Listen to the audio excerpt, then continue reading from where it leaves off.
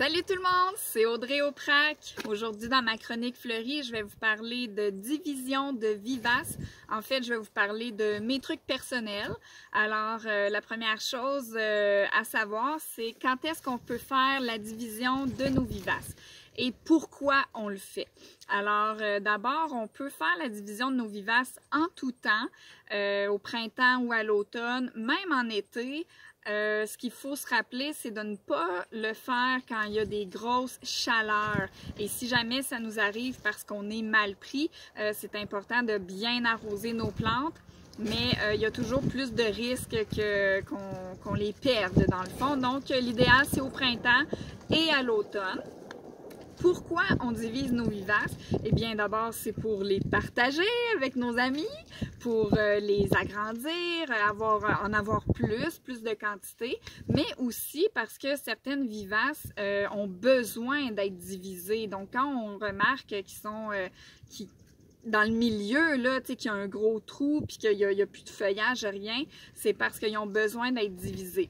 Souvent, les gens vont diviser des plantes parce qu'ils veulent aussi garder le format.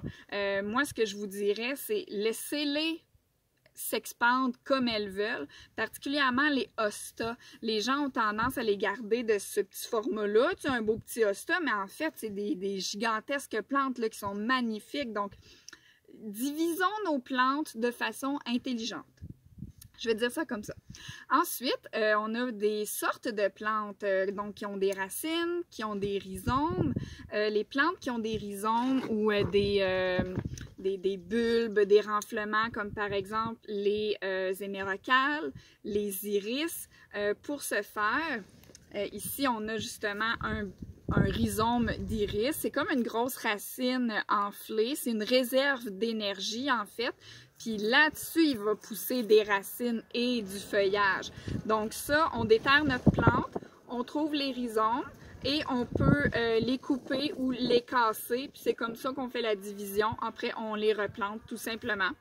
Pour les plantes avec des racines, je vais vous montrer quelques petits exemples de ma plate-bande. Donc ici, on en a une assez grosse et moi, ma terre, elle est assez sablonneuse. Donc, ce que je peux faire, je peux directement mettre ma pelle au milieu de ma plante, donner un bon coup. Vous voyez, ça rentre comme dans du beurre. Puis là, je vais faire le tour de ma plante avec ma pelle pour enlever une grosse motte avec beaucoup de terre.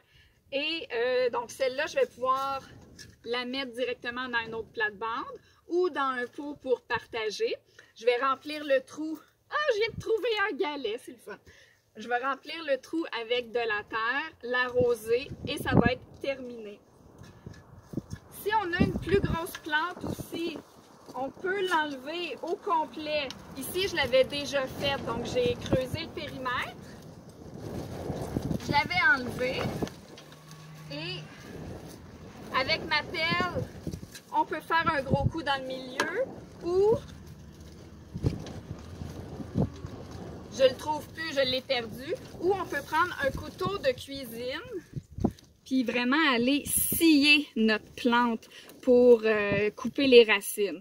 Donc ça, c'est deux façons de faire pour, trois en fait, avec les rhizomes, pour diviser nos plantes. Restez à l'affût parce que bientôt, on va vous parler d'un échange de vivaces qu'on va mettre en place bientôt à Salaberry de Valleyfield.